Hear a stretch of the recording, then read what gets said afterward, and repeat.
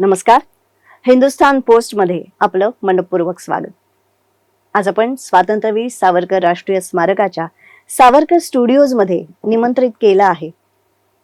शास्त्रीय संगीतावर आधारित लष्कर धून किंवा मार्शल ट्यून स्वरबद्ध करण्याचा मान ज्यांना मिळाला त्या डॉक्टर तनुजा नाफळे यांना.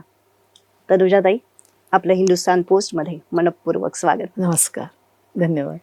मार्शल ट्यून किंवा लष्कर धून म्हणजे नेमकं काय असतं? हे बघा, मार्शल ट्यून म्हणजे ही अतिशय इम्पॉर्टंट अशी, म्हणजे खूप महत्त्वाची अशी ट्यून आहे. मार्शल म्युझिक हे डिफेन्स सर्व्हिसेससाठी हे आवश्यक असं आहे की प्रत्येक सेरेमोनियल फंक्शन्समध्ये 15 ऑगस्ट, 26 जानेवारी किंवा जितके काही कार्यक्रम त्यांचे होतात त्याच्यामध्ये सुरुवात या मार्शल म्युझिकने होते. वंदे मातरम राष्ट्रगीताचं जेवढं महत्व आहे की एकदा जे झालं ते अजरामर होतं, तसंच मार्शल ट्यून म्हणजे ही एकदा झाली की ती कायमची, म्हणजे ही सृष्टी जोपर्यंत आहे तोपर्यंत ती मार्शल धून किंवा लष्कर धून राहील.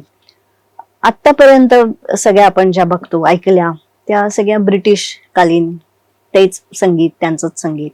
तर हे शास्त्रीय संगीतावर आधारित ही धून बनवावी, हे कसं काय घडलं? याच्या मागे थोडंसं बॅकग्राऊंडला जाऊन मी सांगू इच्छिते.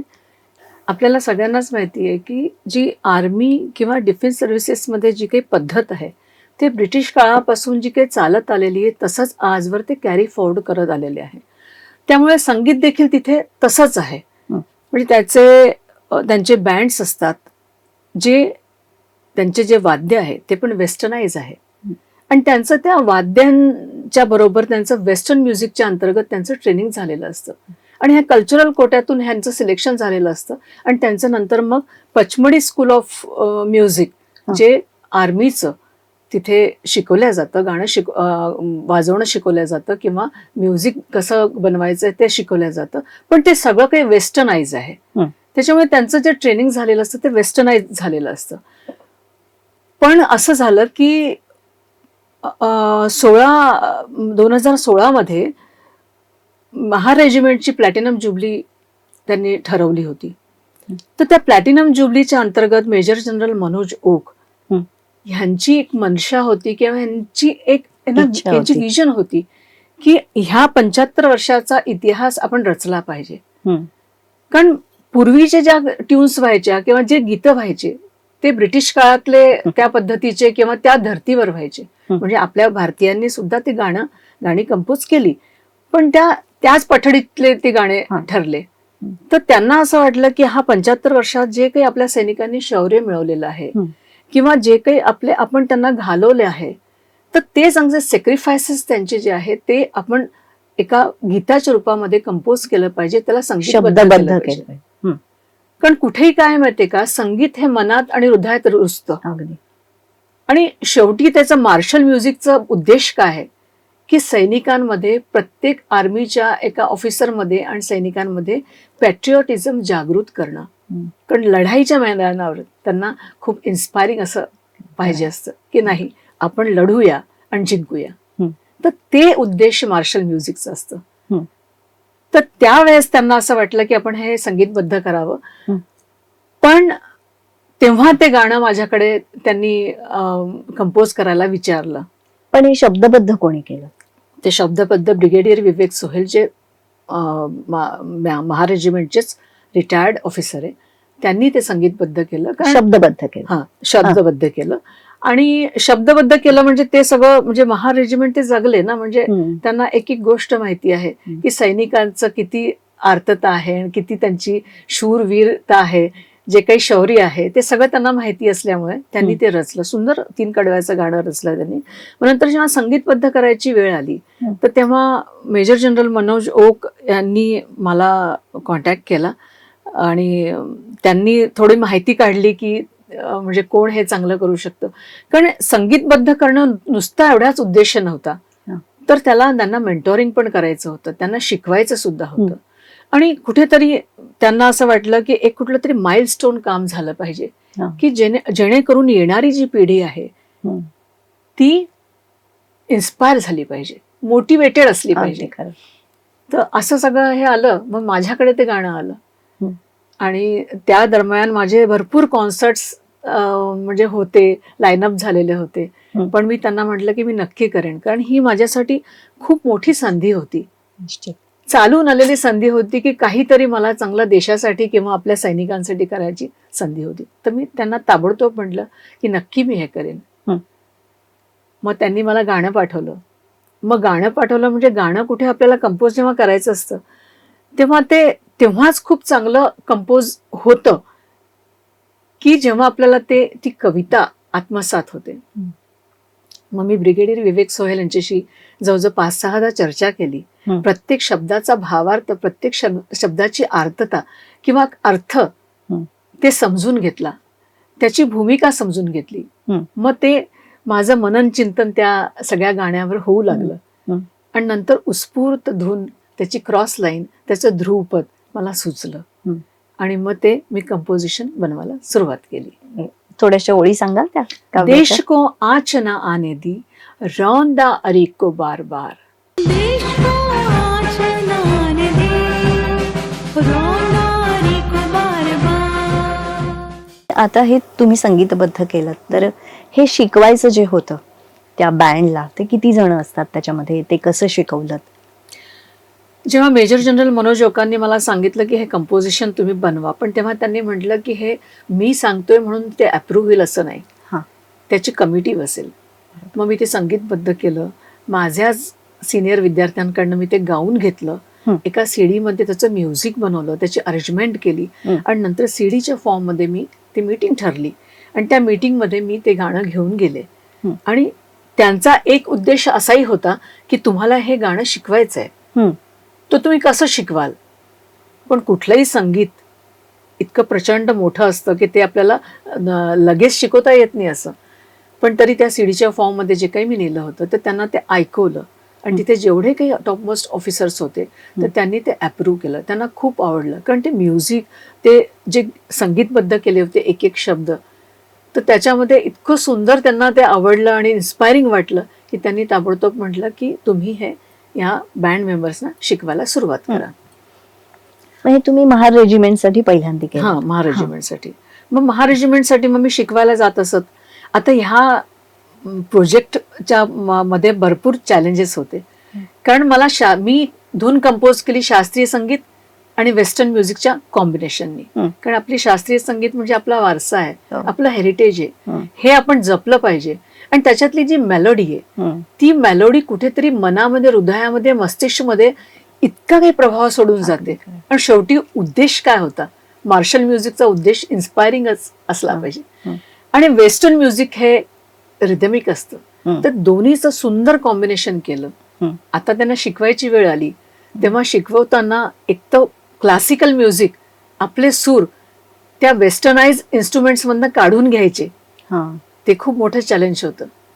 कारण त्यांचं काय माहिती का, ते वाद्य असे थोडेसे असे टोकाटोकाचे सूर लावतात. तुम्ही जर वेस्टर्न म्युझिक ऐकलं असेल,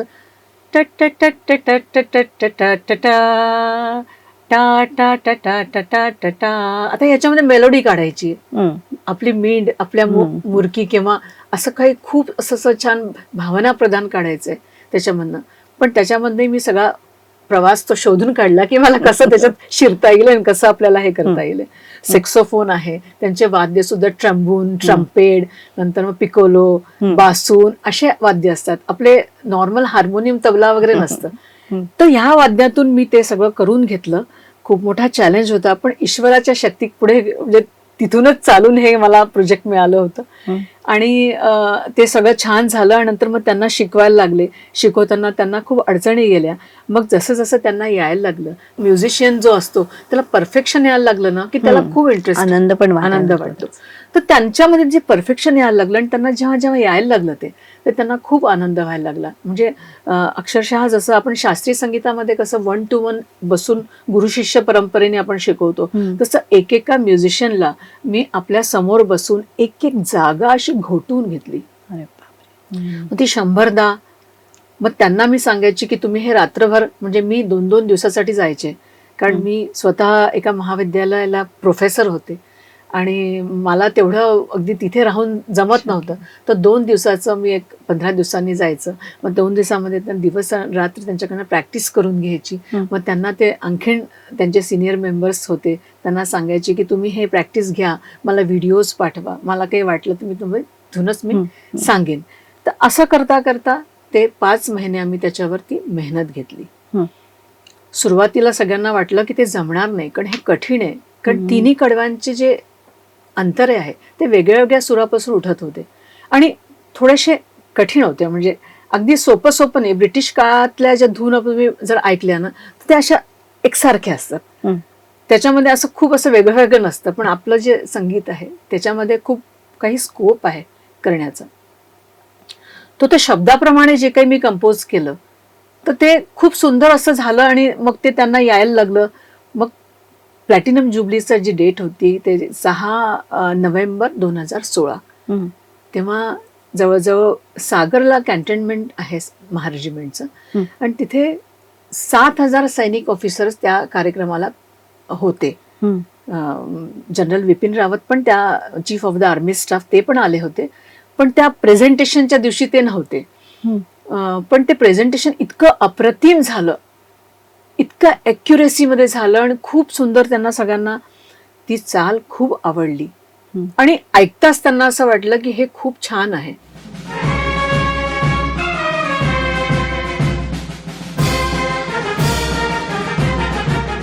मग त्यांची नंतर मीटिंग झाली. त्याच्यामध्ये त्यांनी ठरवलं की ही इतकं सुंदर कॉम्पोजिशन झालेलं आहे तर हे भारताची मार्शल ट्यून का होऊ नये. कारण आपले ऑनरेबल प्राईम मिनिस्टर यांचं स्वप्न होतं की आत्मनिर्भर भारतच्या अंतर्गत सगळं काही भारतीय असलं पाहिजे. आपली संस्कृती, आपला हेरिटेज, आपला वारसा हा जपला गेला पाहिजे. त्याच दरम्यान ह्या सगळ्या गोष्टी घडून आल्या आणि मग त्यांनी मला म्हटलं की तुम्ही याचं आम्हाला रेकॉर्डिंग करून द्या. तर तेव्हा पण मला माहिती नव्हतं की ह्या हाईटला ही गोष्ट जाणार आहे किंवा हे प्रोजेक्ट जाणार आहे. मी यशराज स्टुडिओ बुक केला.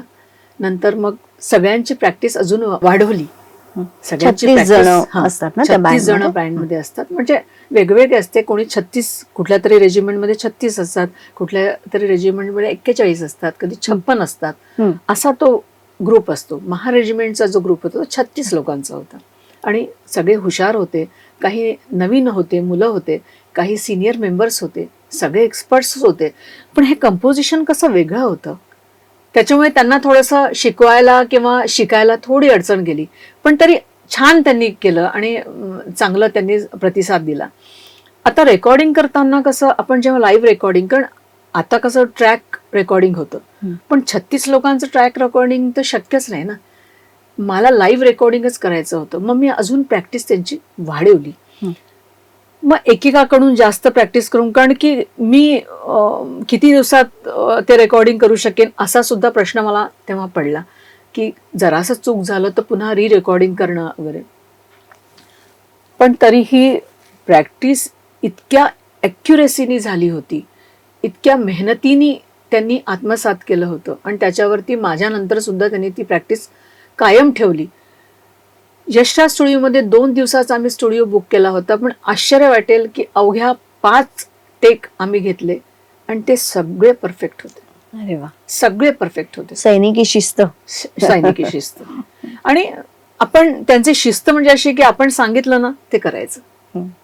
तर असं करता करता मग आम्ही ते अवघ्या 5 टेक घेतले. यशराज स्टुडिओमध्ये शंतनू हुदलीकर जे सिनियर रेकॉर्डिस्ट आहे त्यांनी सुद्धा खूप ॲप्रिशिएट केलं की तुम्ही हे कसं काय शिकवलं यांना की हे इतकी परफेक्ट वाजवतात ते. असं रेकॉर्डिंग झालं. नंतर मग रेकॉर्डिंग झाल्यावरती सगळं ते मास्टरिंग वगैरे करून झाल्यावरती मी CD त्यांना हँडओव्हर केली. नंतर ती प्रोसेस सुरू झाली. याच्या जी पुढची प्रोसेस आहे ती नंतर अशी सुरू झाली की ती भारताची मार्शल ट्यून करायची आहे. 70 वर्षांनंतर भारताची पहिली मार्शल ट्यून. त्याचं शंखनाद नाव आहे. शंखनाद. शंखनाद म्हणजे जसं तुम्ही आपल्या म्हणजे सगळ्या पुरातन काळापासून तुम्ही पाहिलं असेल की लढाईच्या मैदानावर सुरुवात शंख फुंकून होतो. कारण ती ध्वनी जी आहे ती वीर रसाची ध्वनी आहे. हम्म. ती इन्स्पायर करते की लढा आणि जिंका, निस्तनाभूत करून टाका. आणि हीच गोष्ट मी माझ्या मार्शल ट्यून शंखनादमध्ये घेतली आहे. हम्म. तर मग ते रेकॉर्डिंग झालं, सगळं काही मी हँडओव्हर केलं. मला माहितीच नव्हतं की याच्या पुढची काय प्रोसेस चालू आहे, कारण सगळं कॉन्फिडेन्शियल असतं. नंतर मग काय झालं की ती जवळजवळ 10 लोकांच्या कमिटीज याच्यावर बसल्या ॲप्रुव्हलसाठी. हम्म. 9 वेळा असं झालं की 10 लोकांच्या कमिटीज ही म्हणजे प्रत्येक स्टेजवरती ॲप्रुव्हल्स होत गेले. एक एक गोष्ट अशी बारीक बारीक गोष्ट तपासली गेली. मिलिटरीमध्ये परफेक्शनला अतिशय प्रचंड महत्त्व आहे. आणि प्रत्येक त्या स्टेजला ती अप्रूव्ह झाली. आणि नंतर शेवटलं जे अप्रूव्हल होतं ते ऑनरेबल निर्मला सीतारामन, त्यावेळेस त्या डिफेन्स मिनिस्टर होत्या, त्यांचं आणि general Bipin Rawat, chief of the army staff, ह्यांच्याकडनं होतं. तर त्यांच्याकडनं सुद्धा ते अप्रुव्हल मिळालं. आणि त्याच्यानंतर मग मला ब्रिगेडियर विवेक सोहेल यांचा फोन आला की तनुजाजी आपकी तपस्या सफल होगी. क्या बात.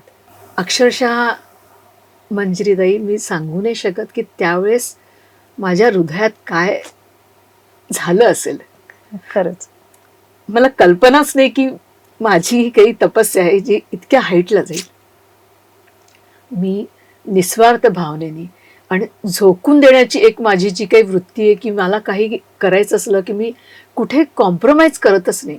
खूप महत्त्व देऊन किंवा खूप मेहनतीने ते यशस्वी रूपाने कसं करता येईल, मला यशस्वी रूपाने कसं करता येईल, मी ते बघत असते.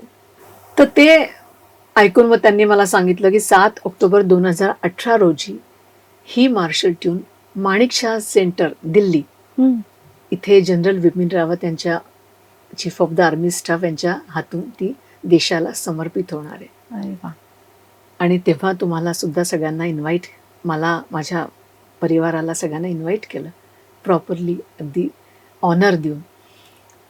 माणिकशा सेंटरला तो दिवस मला अजूनही आठवतो की प्रचंड भरलेला, तुडुंब भरलेला सभागृह, मोठा सभागृह आहे, ज्याच्यामध्ये chief of the army staff, त्यांच्या मिसेस पत्नी जनरल मधुलिका रावत, आणि त्याशिवाय मोठी मोठी ऑफिसर्स, आर्मीचे तर होतेच होते, पण सगळ्या आर्म फोर्सेसचे एअर मार्शल्स आणि रिटायर्ड लोक, सगळे लोक तिथे. कारण 70 वर्षांनंतर पहिली मार्शल घडत होतं.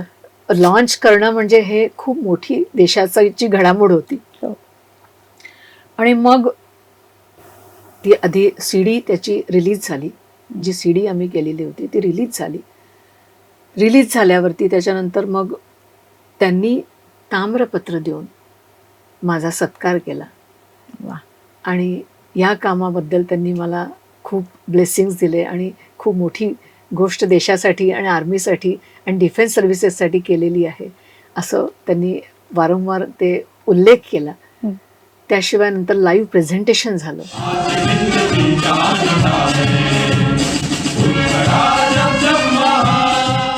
नंतर हा जो व्हिडिओ आहे जो आम्ही मेकिंग ऑफ शंखनाद केला, यशराज स्टुडिओमध्ये जेव्हा काम केलं तेव्हा आम्ही तो छोटासा व्हिडिओ एक शूट केला होता, तर तो दाखवण्यात आला.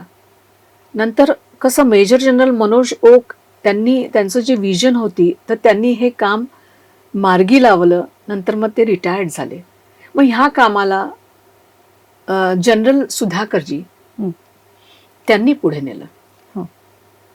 नंतर ब्रिगेडियर बरेचसे मतलब आर्मीचे मोठे मोठे ऑफिसर्स त्याच्यामध्ये त्यांचं इन्व्हॉल्वमेंट होतं, त्यांचं डेडिकेशन होतं. कर्नल ब्रिजेश होते त्याच्यामध्ये, ज्यांनी खूप त्याच्या प्रचंड मेहनत घेतली की ह्या कामाला यशस्वी बनवण्यासाठी. कारण जोपर्यंत कुणी पाठपुरावा करत नाही तोपर्यंत ह्या सगळ्या गोष्टी अशा घडत नसतात. आणि असा पाठपुरावा करून आणि नंतर मग ते लॉन्च झालं. मग त्या दिवशी ते देशाला समर्पित झालं आणि तिन्ही आर्म फोर्सेसला ते लागू करण्यात आलं. ते लागू करण्यात आल्यावरती आम्ही त्याचे नोटेशन्स बनवलेले होते, मार्शल ट्यूनचे नोटेशन्स होते. तर ते सगळ्या रेजिमेंट्सना, जितक्या रेजिमेंट्स आहेत त्यांना सगळ्यांना पाठवण्यात आले की तुम्ही हे शिकायचं आणि नंतर तुम्ही परफॉर्म करायचं. आणि तेव्हा शिकण्यासाठी जर अडचण आली तर मी तुम्ही जात माझं होतात? संगीत मी मिलिटरीला समर्पित केलेलं आहे असं मी सांगून झालं होतं. त्याच्यामुळे मला कधी असं वाटलं तर ते मला आग्रहाने बोलवायचे आणि ते म्हणायचे की तुम्ही ह्या बँडला शिकवा. हे बीटिंग द रिट्रीट मध्ये पण वाजलं ना? सगळ्यात पहिल्यांदा हे आर्मी डेच्या दिवशी अच्छा. वाजलं. हा. म्हणजे आर्मी डे म्हणजे हा महत्वाचा दिवस. दिवस. त्याच्यामुळे सगळ्यात पहिल्यांदा जनरल विपिन रावत यांच्या ऑनरमध्ये ते वाजलं. नंतर 26 जानेवारीला ऑनरेबल मोदी आणि सगळे मिनिस्टर्स, डिप्लोमॅट्स आणि सगळेच असतात त्या दिवशी, त्यांच्या ऑनरमध्ये ते वाजलं. आणि त्याच्यानंतर बीटिंग द रिट्रीटमध्ये ऑनरेबल राष्ट्रपती त्यांच्या ऑनरमध्ये वाजलं. असं करता करता ते प्रत्येक त्यांची आणि तुमची भेट झाली. हो. मग काय झालं की नागपूरला ते आल्या असताना त्यांना म्हणजे ते त्या बीटिंग द रिट्रीटमध्ये मुख्य असतात तर त्या ऐकत, कारण का त्या ब्रोशर्सवरती सगळी नावं लिहिलेली असतात, त्यांना सगळं अनाउन्समेंट असते, त्यांना माहिती असतं. मी एक सहजच मेल टाकली होती की मला तुम्हाला भेटायची खूप इच्छा आहे. तुम्हाला आश्चर्य वाटेल की तो त्यांचा खूप हेक्टिक पिरियड होता, त्यांना वेळ नव्हता. अवघ्या 5 जणांना त्यांनी ओके केलं होतं की तुम्ही भेटू शकता, जे काही त्यांची कमिटी मेंबर्स आणि त्यांचे PA वगैरे सगळे. पण त्यांनी मला भेटायला वेळ दिला आणि त्यांनी आपण जसं बसलो आहे त्या पूर्ण रूममध्ये ऑनरेबल राष्ट्रपती आणि मी अशी बसलेली आहे आणि त्यांनी पूर्ण प्रवास ऐकून घेतला. मला अगदी 1-2 मिनिटं दिली होती, पण अक्षरशः मी त्यांच्या बरोबर 7 मिनिटं होती आणि त्यांनी पूर्ण प्रवास ऐकून घेतला आणि त्यांना मला खूप शाबासकी दिली आणि म्हणाल्या की खूप सुंदर तुम्ही धून म्हणजे बनवलेली आहे, इन्स्पायरिंग आहे आणि असंच देशासाठी आणखीन खूप काम करत राहा, माझे ब्लेसिंग्स आहे. तर ही खूप मोठी म्हणजे पावती असते आपल्या कामाची आणि ते खूप भारावून देणारं एक दृश्य असतं. तर असं करता करता हे एक यशस्वी रूपाने ही मार्शल ट्यूनचा प्रवास घडला. मग मार्शल ट्यून बनवताना मला 2-2.5 वर्ष अप्रुव्हलला लागले की ही मार्शल ट्यून भारताची होऊ शकेल का.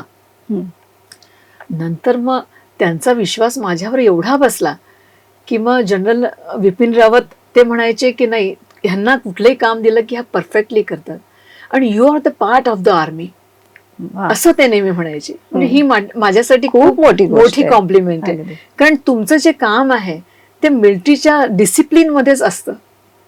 मग मधुलिका रावत ज्या आवा म्हणजे आर्मी वाईफ वेलफेअर असोसिएशनच्या प्रेसिडेंट असतात होत्या, म्हणजे चीफ ऑफ द आर्मी स्टाफची ज्या पण मिसेस असतात त्या प्रेसिडेंट असतात आवाच्या. त्यांनी म्हटलं की तुम्ही आमचं आवाज सॉन्ग पण रिकम्पोज करून द्या, कारण ते आम्हाला इन्स्पायरिंग पाहिजे. तर मी ते काम केलं. मग त्यावेळेस ज्या बँड मेंबरनी ते वाजवलं त्यांना ट्रेनिंग दिलं, त्यांना दिल्लीला जाऊन ट्रेनिंग देत असत. मग ते कंपोज केल्यावरती, म्युझिक बनवल्यावरती त्याला रेकॉर्डिंग केलं त्याचं, असं सगळं. मग टेरिटोरियल आर्मीचं केलं.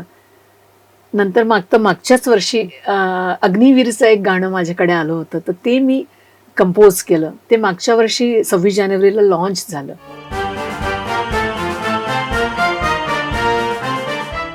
तर असं करता करता म्हणजे आर्मी बरोबर काम करणं म्हणजे अक्षरशः म्हणजे मला असं वाटतं की माझं संगीत, मी काही आयुष्यभर जे काही तपस्या केलेली आहे, मी शास्त्रीय संगीताची गायिका आहे, प्रोफेसर आहे आणि नुकतीच मी प्रिन्सिपल म्हणून सेवानिवृत्त झालेले मागच्या वर्षी. तर या दरम्यान मी विद्यार्थ्यांसाठी भरपूर प्रोजेक्ट्स केले, खूप गाणी कंपोज केली, नंतर मग त्यांच्यासाठी वेगवेगळे म्युझिक बनवलं आणि हे सातत्याने 30 वर्ष मी करत आले. संस्कृत विद्यापीठासाठी मी विद्यापीठ गीत जे बनवलं तर ते सुद्धा आजवर ते वापरतात. नागपूर विद्यापीठ, म्हणजे खूप सारं काम केल्यामुळे जो काही अनुभव माझ्या जवळ होता, किंवा मी एक प्राध्यापक आहे, गायिका आहे, तर जेव्हा मला त्यांना ते गाणं जेव्हा त्यांना शिकवायला मी त्यांच्याकडे जात असत, तेव्हा ते 1 to 1 कसं काढून घ्यायचं ते सोपं गेलं तुम्हाला. ते सोपं गेलं. तर जेव्हा बऱ्याच धर्तीवर मी वेगवेगळे प्रोजेक्ट्स केले आणि आयुष्यभर खूप मेहनत केली, काम केलं, एक एक गोष्ट जपली, फळ मिळालं तुम्हाला. आणि असं काही मला फळ मिळेल हे मला मुळीच असं काही कल्पना नव्हती की माझ्या हातून. कारण डिफेन्समध्ये माझं म्हणजे अगदी पूर्वजांमध्ये सुद्धा कोणीच नाही. मला एवढी म्हणजे बाहेरच्यांना सिव्हिलियन्सला हे माहिती राहत नाही की त्यांचं कसं कसं काय वर्किंग काम आहे, चालतं. कसं काय ते स्टाईल आहे किंवा कसं आपण करायला पाहिजे. पण हेच डेडिकेशन, संगीता प्रति लगाव, अगदी हृदयापासून, अगदी म्हणजे शास्त्रीय संगीत मला खूप मनात रुजतं आणि लहानपणापासून मला त्याचे संगीताचे धडे घेतलेले आहे. डॉक्टर प्रभात्रे यांच्याकडे गाणं शिकले आहे. अरे वा. उस्ताद मशकूर अली खान साहेब आणि मुबारक अली खान साहेब असे कलकत्त्याचे त्यांच्याकडे मी गाणे शिकले आहे. आणि अशा मोठ्या मोठ्या कलाकारांकडे शिकले असल्यामुळे ते गुरूंचे जे काही आशीर्वाद आहे आणि मोठ्या मोठ्या लोकांचे ब्लेसिंग्स आहे, माझ्या आई वडिलांनी जे काही संस्कार घडवले आहे ते, नंतर माझ्या पतींचा पाठिंबा तोही जरुरी असतो. निश्चितच. तर असं सगळं करता करता हे प्रोजेक्ट्स खूप सुंदर पद्धतीने घडले. आणि ह्याच्यातली मुख्य गोष्ट म्हणजे ह्या मार्शल ट्यूननी जवळजवळ 3 हिस्ट्रीज कायम केल्या. सगळ्यात पहिली हिस्ट्री म्हणजे 70 वर्षांनंतर भारताची पहिली मार्शल ट्यून. दुसरी हिस्ट्री म्हणजे first civilian lady composed by me, हे झालं.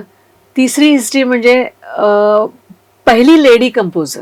म्हणजे आतापर्यंत कसं बँड मेंबर्समध्ये लेडी कोणीही म्युझिशियन नाहीये, सगळे मेल्स आहे. त्याच्यामुळे लेडी कंपोजर ही पहिल्यांदाच इंट्रोड्यूस झाली. आतापर्यंत जेवढं मार्शल म्हणजे नुसतं भारतातच नव्हे तर जगात ही पहिली लेडी कंपोजर अशी हिस्ट्री कायम झालेली आहे. तर असा हा मार्शल ट्यूनचा हा प्रवास झाला. नाही, हाही खूप प्रेरणादायी आहे. आणि लष्कराशी कुठल्याही पद्धतीनं आपला संपर्क येणं ही खूप महत्वाची गोष्ट असते आणि ते तुम्हाला लाभलं. आता यापुढे काय प्रकल्प आहेत तुमचे, काय योजना आहेत? यापुढे आता त्या सगळ्या ऑफिसर्स लोकांना इतकी खात्री झाली आहे की माझ्याकडे कुठलं काम दिलं की ते खूप चांगल्या पद्धतीने परफेक्टली मी करीन. तर काही असलं तर ते मला कळवतात. आता मागेच त्यांचा एक फोन येऊन गेला मला की आता एक नवीन गीत तयार करण्याची एक योजना झालेली आहे. त्याच्यामध्ये कसं डिफेन्स सर्व्हिसेस, तिन्ही आर्म फोर्सेसचं ते कॉम्बिनेशन करून ते एक गीत रचल्या जाणार आहे. रचलं नाही अजून, पण तरी तुम्हाला कंपोज करायचंय असं त्यांचं एक म्हणणं आहे. तर ते एक प्रोजेक्ट माझ्याकडे असणार आहे. किंवा आणखीन काही आलं तर नक्कीच मी म्हणजे सगळं काही एकीकडे, मी कितीही कॉन्सर्ट्स केले, कितीही मोठे केले तरी देशासाठी केलेली गोष्ट त्याची सर मला म्हणजे त्या दुसऱ्या कामाला येऊ शकत नाही. त्याच्यामुळे मी माझं म्युझिक, माझी जी काही कला आहे, माझे जे काही नॉलेज आहे, मी आपल्या भारतासाठी, आपल्या सैन्यासाठी समर्पित केलेलं आहे. अरे वा, किती छान. नाही, खरंच ही खूप मोठी गोष्ट असते की सैन्यासाठी आपल्याला काहीतरी करायला मिळणं हीच भाग्याची गोष्ट आहे. कारण सैनिक आपल्यासाठी इतकं करत असतात, त्यांच्यामुळे आपण हे आयुष्य जगत असतो. तर तुम्हाला हे भाग्य लाभलं आहे. तुमच्या हातून असंच खूप मोठं कार्य पुढे घडत राहो. बीटिंग द रिट्रीट ह्याच्यामध्ये आणखीन तुमच्या धून वाजल्या जावं या शुभेच्छा हिंदुस्थान पोस्ट कडून देते. तुम्ही नागपूरहून आलेला आहात. आज आपली इथे या निमित्तानं भेट झाली. तुमच्या पुढच्या सगळ्या वाटचालीसाठी पुन्हा एकदा मनपूर्वक शुभेच्छा हिंदुस्थान पोस्ट. धन्यवाद. धन्यवाद. नमस्कार.